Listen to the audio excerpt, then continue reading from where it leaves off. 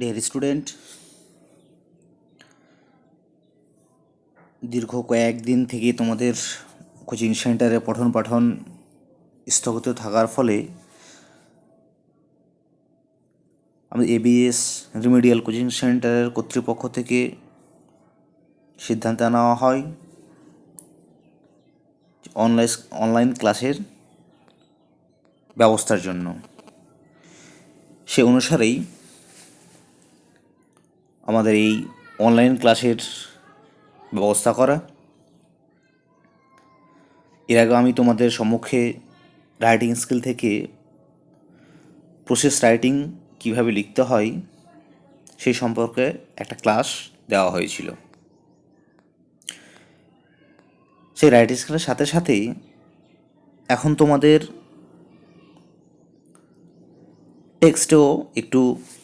টেক্সটের দিকেও একটু নজর দেওয়া হবে। তোমাদের ক্লাসে অর্থাৎ কোচিং চলাকালীন সময় 4টা লেসন পর্যন্ত করিয়ে টেক্সটটা আপাতত স্থগিত রাখা হয়েছিল এবং তারপরে গ্রামার ক্লাসটা স্টার্ট করা হয়েছিল। যেহেতু এখন পর্যন্ত লকডাউনের কোনো সম্ভাবনা দেখছি না যে লকডাউন কবে উঠবে, তার জন্য আমার সামগ্রিকভাবে ক্লাসটা স্টার্ট করলাম। যাই হোক, তোমাদের 4th লেসনের পর এবার 5th লেসন নাম্বার 5, অধ্যায়টার নাম হচ্ছে আওয়ার রানঅ্যাওয়ে কাইট। তো আওয়ার রানঅ্যাওয়ে কাইটটা আমরা এবার পড়ব, জানব এই গল্পের মধ্যে কি আছে। এই গল্পটা লিখেছে লুসি মড মন্টগোমারি। তাহলে এই Lucy Maud Montgomery our runaway কাইটের মধ্যে আমাদের কি বলতে চেয়েছেন? আওয়ার রানওয়ে কাইটের কথা হচ্ছে আমাদের সেই উড্ডয়মান ঘড়ি। তাহলে এই গল্পের মধ্যে সেই ঘড়িটার ভূমিকা কী ছিল, ঘড়ির মধ্যে ভূমিকা কী ছিল? সেক্ষেত্রে সেই ঘড়ির ভূমিকা বলতে গিয়ে আমি চলে যাই তাহলে এই গল্পটার একটু ব্যাকগ্রাউন্ডে। কী জন্য এটা লেখা, এর লেখার উদ্দেশ্য কী? লুসি মন্টগোমারি 19বিংশ শতাব্দীর শেষের দিকে বা বিংশ শতাব্দীর শুরুর দিকে এই মন্টগোমারি বহুমুখী প্রতিভার জন্য তিনি নাম করেছিলেন। যেমন এসে, তোমার ছোট গল্প, কবিতা, এসব কিছু লেখার জন্য তিনি প্রসিদ্ধ ছিলেন। তবে আওয়ার রানওয়ে কাইট যে এই গল্পটার দ্বারা আমাদেরকে স্মরণ করিয়ে দিয়েছেন যে আমাদের এই দৈনন্দিন জীবনের পারিবারিক সম্পর্কের বিভিন্ন সময় বিভিন্ন রকমভাবে ত্রুটি বিচ্যুতি ঘটে থাকে। মানে একে অপরের সঙ্গে সংঘর্ষের দ্বারা আমাদের যে সাম্প্রতিক মেলবন্ধন, সেই মেলবন্ধনটা বিনষ্ট হয়ে যায়। এর ফলে আমাদের সেই পারিবারিক সম্পর্কের প্রকৃত মূল্য কী সেটা আমরা হারিয়ে ফেলি। এই পারিবারিক সম্পর্কের প্রকৃত মূল্য বোঝাতে গিয়ে এই লুসি মন্টগোমারি এই গল্পটার মধ্যে দিয়ে আমাদেরকে বলতে চেয়েছেন যে এই পারিবারিক সম্পর্কে মেলবন্ধন প্রকৃত মূল্যটা কী। তো যাক, এটাই ছিল এই গল্পের মূল থিম বা প্রেক্ষাপট। তাহলে আমরা আর বেশি কথা না বলে চলে যাই সেই আওয়ার রানওয়ে কাইটের সেই লুসি মন্টগোমারি ইউনিট 1-এ।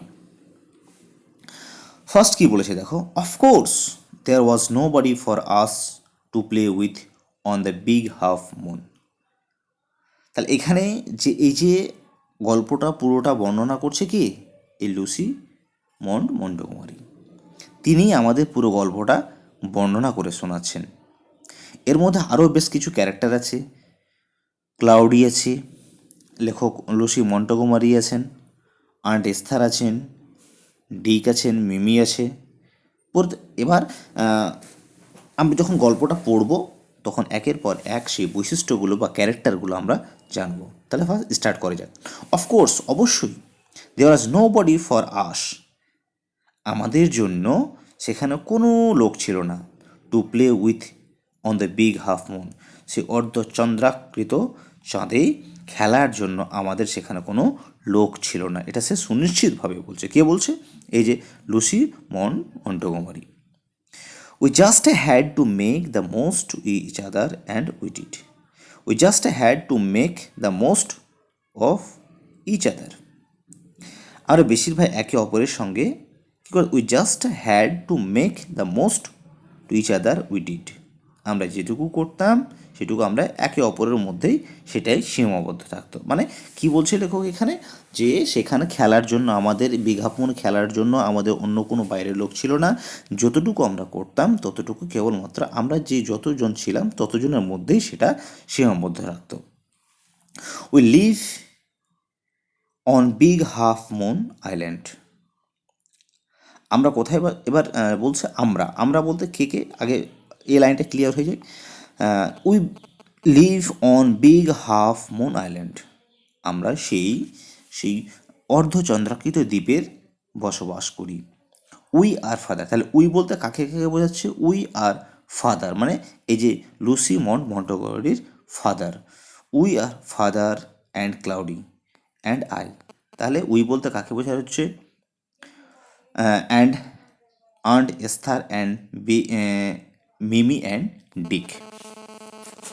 তাহলে অবভিয়াসলি তোমরা দেখো কি বলছে তাহলে, যে উই বলতে কাকে কাকে বোঝাচ্ছে? ফাদার মানে লেখকের বাবাকে বোঝানো হয়েছে, ক্লাউডের কথা বলা হয়েছে, লেখক নিজের কথা বলেছেন এখানে, আই বলতে নিজের কথা বলা হয়েছে, অ্যান্ড আন্ট এস্থারের কথা বলা হয়েছে, মিমির কথা বলা হয়েছে, এবং ডিক।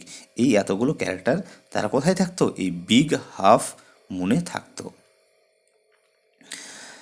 তাহলে কি বলছে তারপরে? It use to be only father and Claudie and I, কিন্তু এটা কেবলমাত্র ব্যবহার করতাম কে? আমি, আমার বাবা এবং ক্লাউডি, এই তিনজনই কেবলমাত্র এটাকে ব্যবহার করতাম। তাহলে উই বলতে কাকে বোঝানো হয়েছে এবং কারা বিগ হাফ মুনে শুধু কেবলমাত্র থাকতো? এই তিনজন, এবং উই বলতে তাহলে এই ছয়জনকেই বোঝানো হয়েছে। It is all on account of a kite that there are more of us, বলছি it is on the account of a kite, বলছি এটা পুরোটাই হচ্ছে একটা ঘুড়ি মিন্স যে আমরা গ্রামেগঞ্জে সুতো লাগিয়ে যেটা আমরা আকাশের বলে বাতাসের সাথে সাথে ওড়াই, সেই ঘুড়ির কথা বলছে। কাইট মিন্স ঘুড়ি। তাহলে বলছি it is all an account of a kite that there are more of us, বলছে এটা হচ্ছে ঘুড়িরই কৃতিত্ব, যার কারণে আমরা এখানে একসঙ্গে হয়ে আছি। That is what I want to tell you about, বলছি দিস ইজ হোয়াট, এটা কী করে হলো? I want to tell you about, এখন আমি তোমাদের এই পুরো ব্যাপারটা বলতে যাচ্ছি। তাহলে এই দুটো স্টেজেই আমাদেরকে লেখক নিজেদের মধ্যে পরিচয় দিয়েছেন।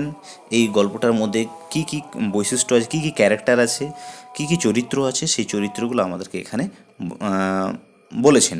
এবং এই ঘড়িটা কী করে তাদের মধ্যে একটা সাম্প্রতিক মেলবন্ধন ঘটিয়েছিল, সেই জিনিসটা যেন এই গল্পের মধ্যে বলতে যাচ্ছে।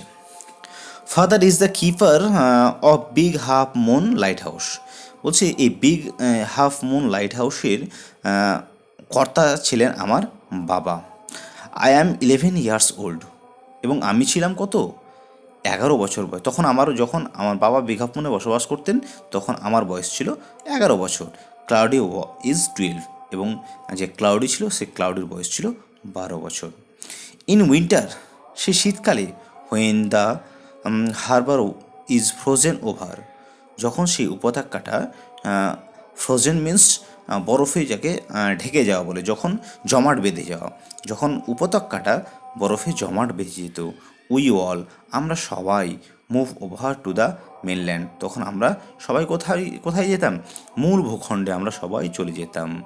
As soon as spring comes, আবার যখন বসন্তকালটা এসে যেত, back we sail to our own dear island, তখন আমরা আবার সে আমাদের প্রিয় নিজস্ব দ্বীপে আবার আমরা ফিরে আসতাম। তাহলে যখন শীতকাল পড়তো, উপত্যকাগুলো যখন বরফে ঢেকে যেত, তখন আমরা তারা কী করতো, মেনল্যান্ডে চলে যেত, এবং যখন আবার স্প্রিংকাল আসতো তখন আবার তারা আবার সেই দ্বীপে এসে পড়তো। তাহলে দ্বীপ কোনটাকে দ্বীপ বলে? দ্বীপ কোন জায়গাগুলোকে বলে? দ্বীপ হচ্ছে সেই জায়গাগুলো যেগুলো কোনো একটা চারদিকে যে জল থাকে, চারদিকে জলের মধ্যে মধ্য মধ্য জায়গাটা হচ্ছে স্থলভাগ। সেই স্থলভাগের মধ্যে মধ্যে স্থলভাগের মধ্যস্থলটাকে বলা হয় কি? দ্বীপ। এবং মেনল্যান্ড হচ্ছে যে দ্বীপের বাইরে থেকে কোনো একটা উঁচু জায়গা, সেটা হচ্ছে mainland. The funny part use to be that people always pitied us when the time comes for us to return. The funny part used to be that, বলছে মজাদার অংশ ব্যবহার to be, the funny part use to be that people always pitied us. তাহলে কি বলছে এখানে দেখো, যে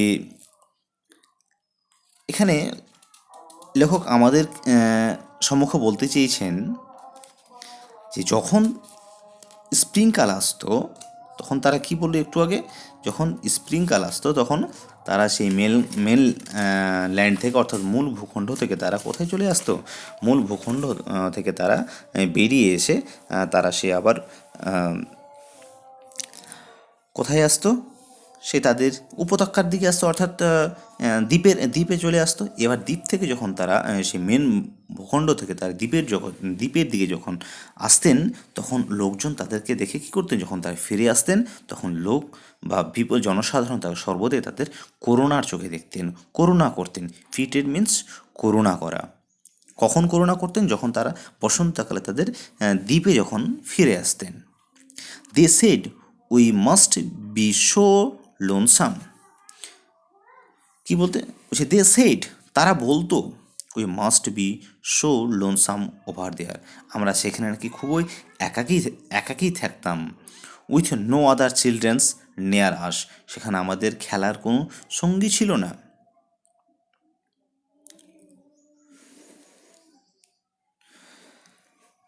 Of course, Cloudy and I would have liked to have someone to play with us.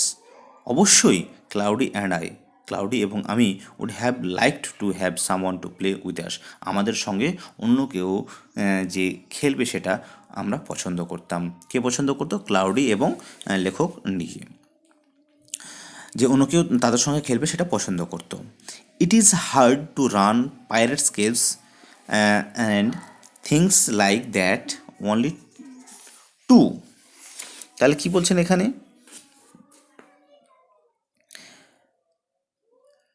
যে তাহলে তোমরা এখানে দেখবে, it is hard to run pirates caves,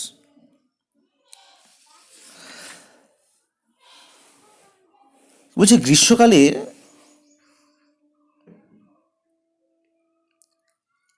it is hard to run pirate caves and things like that only two. Pirates, তোমরা কথাটা এর আগে শুনেছ। পাইরেটস কথা হচ্ছে জলদস্যু। জলদস্যু কাদেরকে বলা হয়? জলদস্যু তাদেরকে বলা হয় যে যারা দেখবি, শুনে থাকবি আগের দিন, প্রাচীনকালে সমুদ্রের যাতায়াত করার সময় কি হতো, যে সমুদ্রে ডাকাতি পড়তো। যারা এই সমুদ্র ডাকাতি করে তাদেরা, সমুদ্রে যারা ডাকাতি করতো তাদেরকেই বলা হতো কি? পাইরেটস। তাহলে চলে যায় এবার।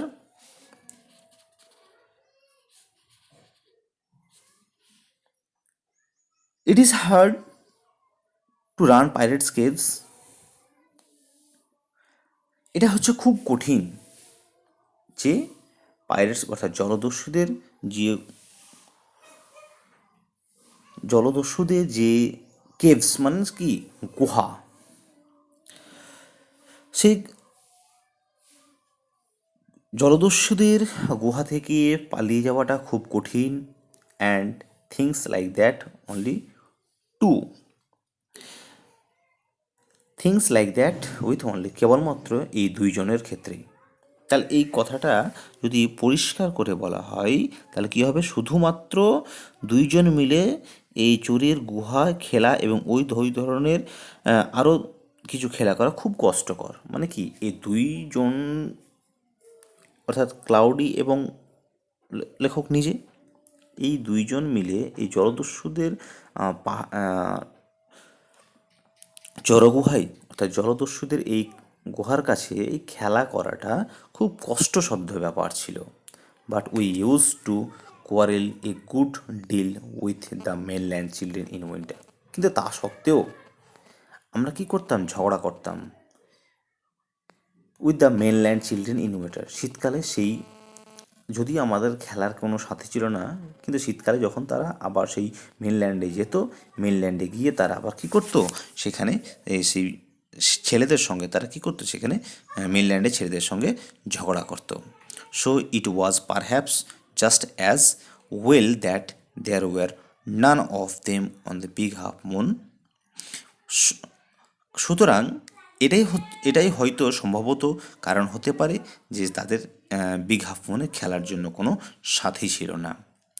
ক্লাউড অ্যান্ড আই নেভার কোয়ারেলড, কিন্তু ক্লাউড এবং আমি কখনোই কী করতাম না, ঝগড়া করতাম না। তারপর দেখো, টু বি শিওর, সুনিশ্চিতভাবে বলা যায়, father did not seem to have any relation except us. এটা সুনিশ্চিতভাবে বলা যায়, বাবার আমাদের ছাড়া আর কারোর সঙ্গে সম্পর্ক ছিল না। মানে তার বাবার, এটা তারা মনে করেছিল যে বাবার তাদের সঙ্গে অর্থাৎ ক্লাউডি এবং লেখকের সাথ ছাড়া আর কারোর সঙ্গে সম্পর্ক ছিল না। This use to puzzle cloudy and me, বলছি এই ব্যাপারটাই যেন কী করতো, ক্লাউডিকে এবং আমাকে যেন ধাঁধায় ফেলে দিত। ধাঁধা মিন্স হতভম্ব করে দিত। Everybody on the mainland had relation, মেনল্যান্ডের প্রত্যেকটা ব্যক্তির একে অপরের সঙ্গে সম্পর্ক ছিল। হয় হ্যাড নট উই, কিন্তু আমাদের কেন নেই, এই কোশ্চেনটা যেন তাদের মনের মধ্যে সবসময় জেগে উঠত।